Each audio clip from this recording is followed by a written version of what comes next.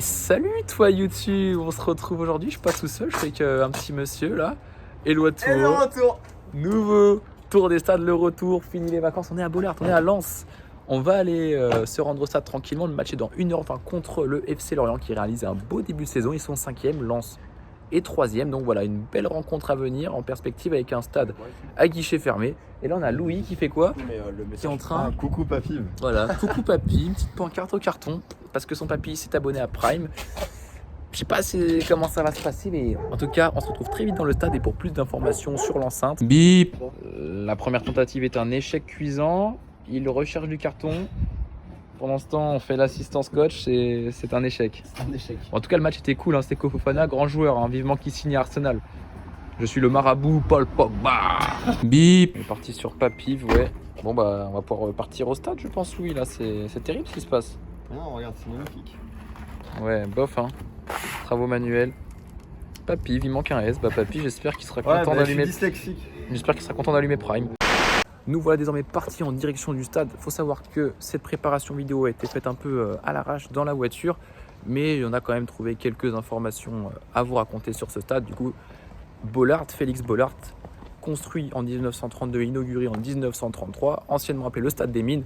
Vous savez que la région lensoise et du Nord en général est une forte région minière, hein. Il y a un gros palmarès culturel de ça dans la région. Vous pourrez d'ailleurs visiter certaines mines qui sont ouvertes au public, mais c'est pas le cas de la visite du jour. On est sur du football pur et dur et c'est donc au Stade Bollaert que nous nous rendons aujourd'hui. S'il doit donc son nom à Félix Bollaert, qui était-il? C'était le directeur commercial de la Compagnie des Mines de Lens qui a lui-même initié les travaux du coup en 1931 à l'époque.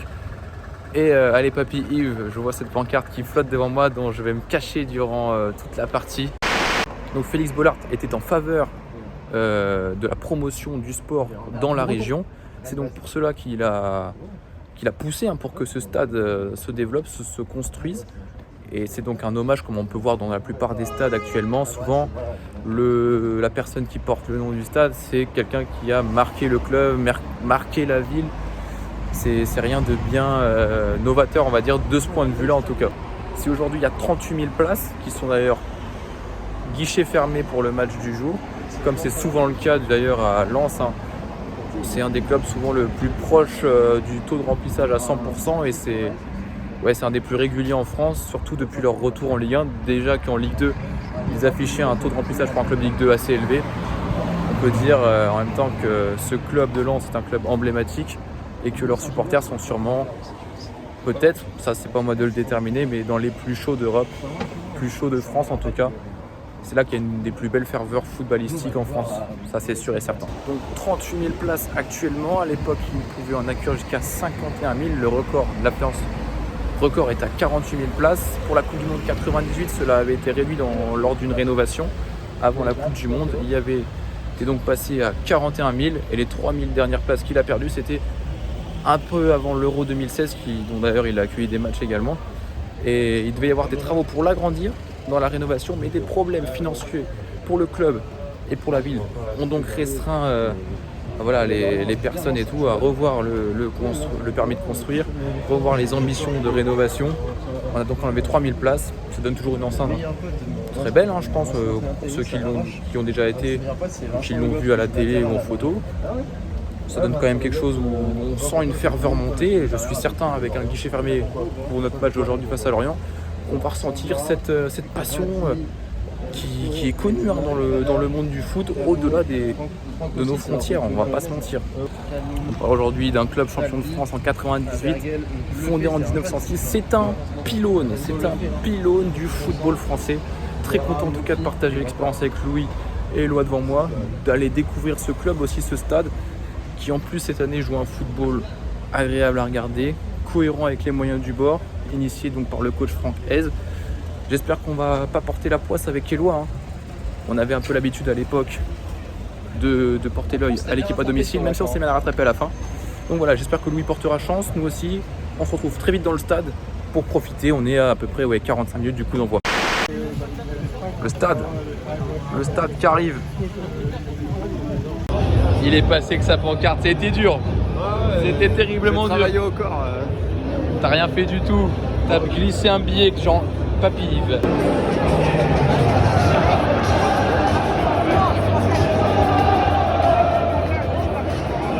Ouais. Pronostic. 2-0 Lens. But de Openda. On n'a pas vu la Tu connais. 4-1. 4-1 Lens. But d'Openda quand même. But d'Openda quand même. But de Sotoka et Fofana avant de se barrer Arsenal. Seco absent de la feuille de match, c'est terrible. C'est terrible. On fera ça. Il se barre Arsenal, faut le dire. Bip.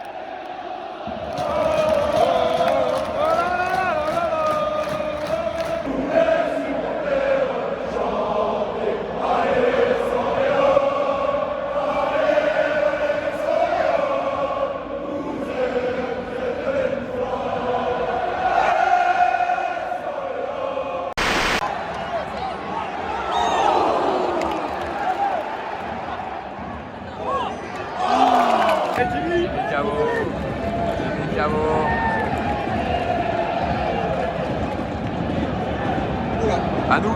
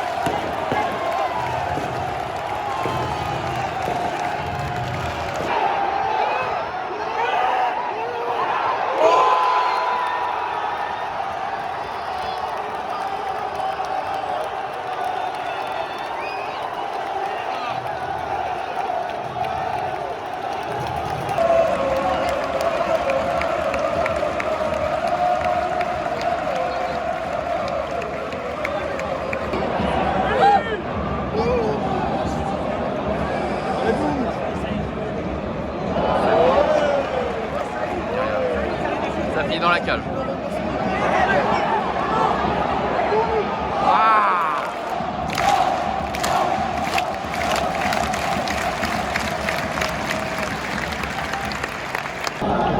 Réduction du score du FC Lorient, 2-1. Louis, une première mi-temps, ma foi, maîtrisée pour les Lensois, qui mènent donc 2-1. Pas trop en difficulté, à part sur le but du coup. Oui, attention, je dirais de faire attention, toujours il reste 45 minutes.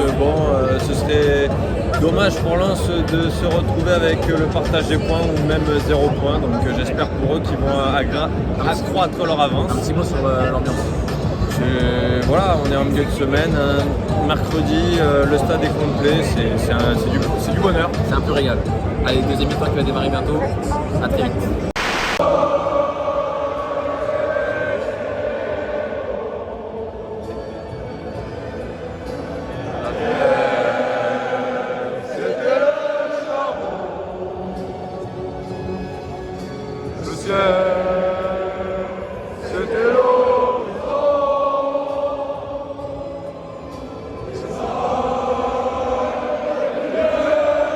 Bip.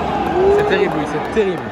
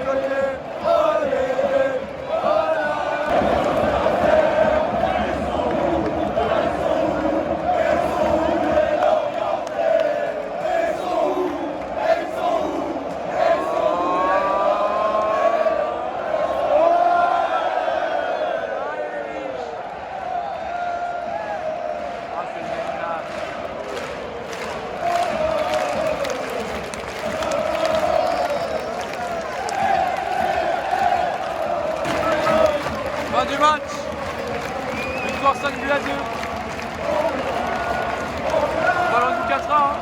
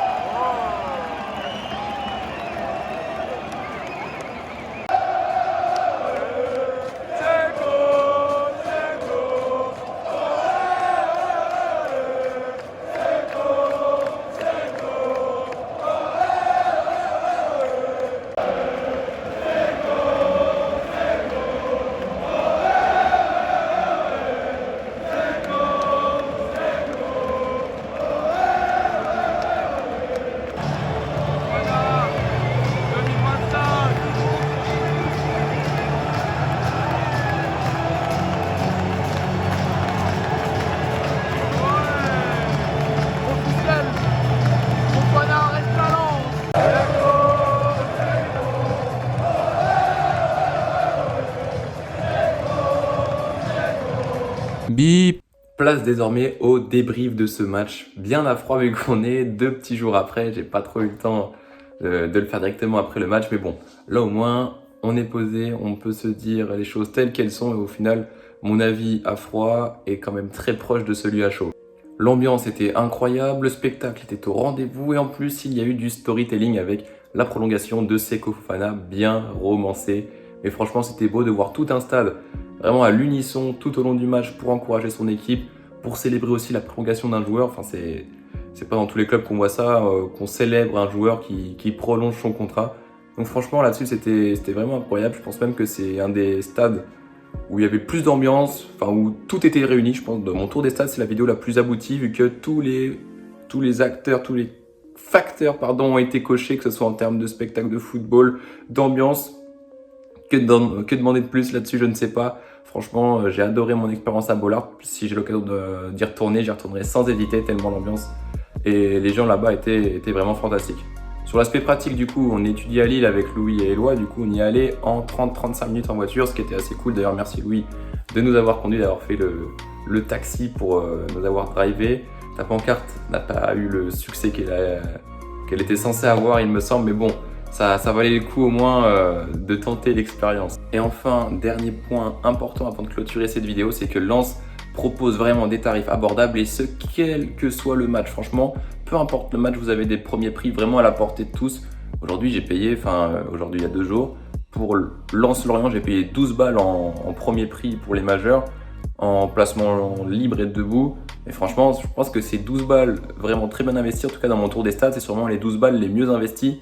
Quand on sait que j'ai payé 12 balles pour être tout en haut d'un match entre Malaga et je ne sais plus quelle équipe en face. Donc là-dessus, Lens fait vraiment un très bon travail. Et en restant abordable et ouvert à tous, on se rappelle que le football est un sport populaire, le sport du peuple, et on ne prive pas les supporters là-bas. Et c'est vraiment ça qui est beau. Donc je recommande vraiment l'expérience Bollaert à vous si vous avez envie de la tenter. Franchement, là-dessus, n'hésitez pas. En tout cas, j'espère que la vidéo vous aura plu. N'hésitez pas à mettre un petit commentaire, un petit pouce, à partager également vos expériences de stade, à me conseiller quelles enceintes je pourrais faire à l'avenir. En tout cas, je vous fais des bisous. À la prochaine. C'était Théo. Ciao, ciao. Bip.